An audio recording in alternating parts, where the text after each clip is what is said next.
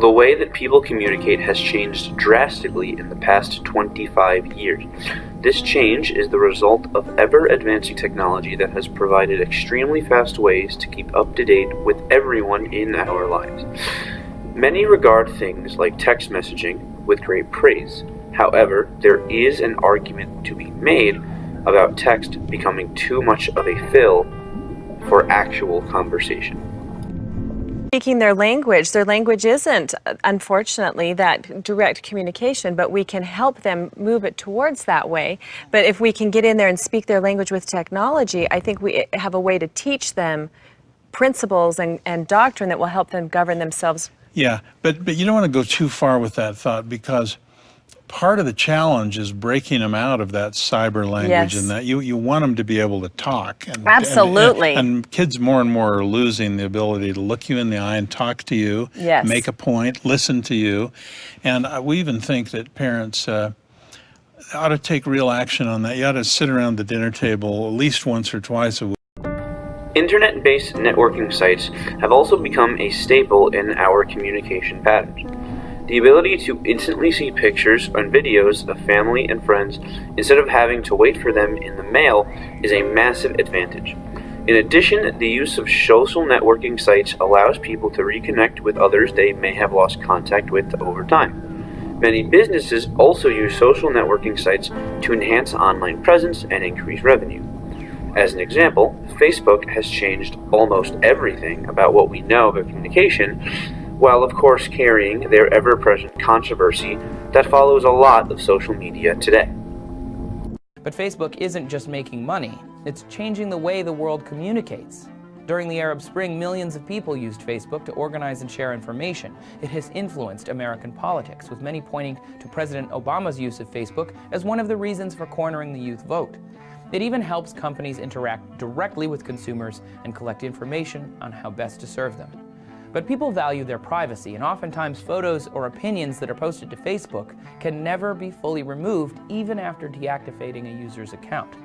Additionally, Facebook has been accused of tracking users' web histories through cookies and secretly supplying that data to the government. The company also introduced facial recognition software in 2010, sparking a class action lawsuit about invasion of privacy. Still, the company has maintained that it is committed to transparency and user data rights. Facebook has become the most popular social network for adults, and the company has undoubtedly affected the way Americans interact with each other in real life and online. Another massive online medium for communication is Twitter. Although similar to Facebook in many aspects, Twitter provides an even faster way of checking up on everything going on with the people in your life. This ease has allowed Twitter to actually become a trusted news source for many, as it can be sent to Twitter in seconds. Roughly half of Twitter's American users say they use Twitter for news, but they're not just getting it from a traditional news outlet.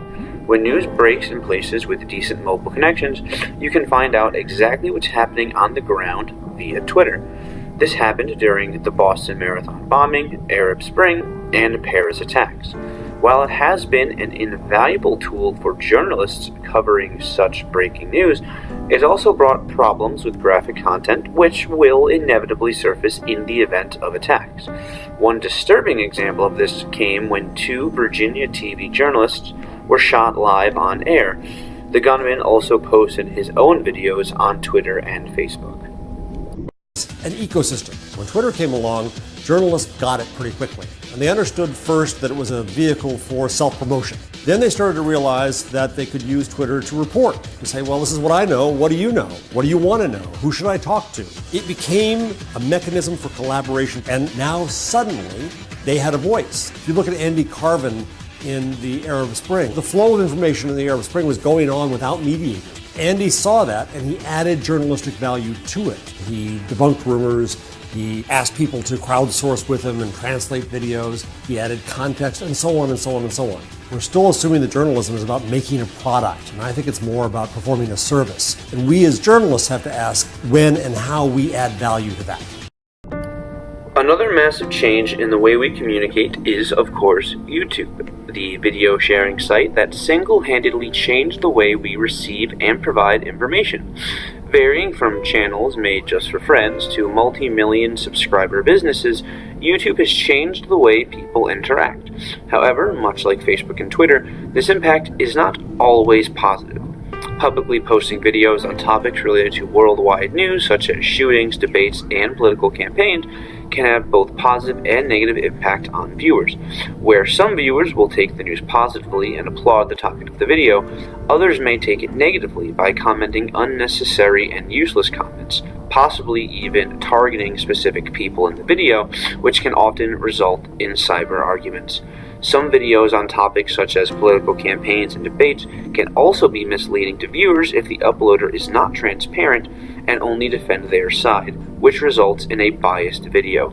Biased videos show the negative impact YouTube has in our society by showing only what people want to see, and not the major and foremost problems that may be at hand. YouTube's influence, again, can be positive or negative on our society because of the diverse amount of YouTube videos. Many YouTubers, as people who upload videos are called, upload opinionated videos on current events or topics from their perspective. If viewers believe or agree with the content of the video, they will most likely become influenced, regardless or not if the topic is a positive or negative one. Even though some videos on YouTube are not made to persuade or entertain people, the majority, and quite frankly best YouTube videos, certainly always have a purpose.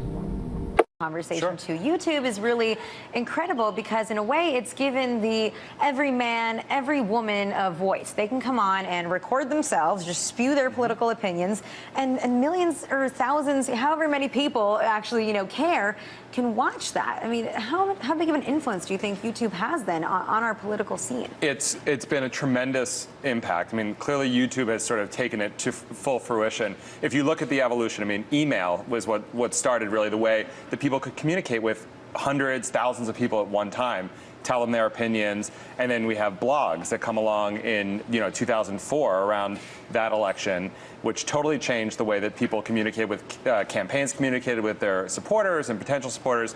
And then in 2008, that was the YouTube election. I mean, that was the time when people, any candidate could go online and post a video, any supporter or opponent could go online and post a video, and it has totally fundamentally changed the way that candidates get their message out and the way that supporters can actually go online and voice their support or opposition. Social media has changed the way we interact. While it is certainly a good direction to be going, we must always be ready when something goes too far or when something that should not be on the internet ends up there. Now, I feel it is best to leave you with one last clip that really just sums up the way that technology and social media have impacted communication and the way that we interact with other people as a whole. We learn it's not about erudition and wisdom, it's about resourcefulness and accessing information on the spot. Amongst the trash, we can find the world's largest encyclopedia, taking advantage of the internet's collective intelligence. People can gather online and create communities. They can collaborate to help a region that has just suffered from a natural disaster. Or they can band together to cause havoc and destruction. By using massive, brutal force, whole services can be taken down, data and even money stolen. For the first time, the internet enables many-to-many communication. On the web, you can share and communicate in many ways, in private or in public. Shouldn't we be afraid that this may discourage us from having a face-to-face conversation? Can indirect communication replace real-life relations with other people? On the web, it's sometimes more than saying, "I'm here."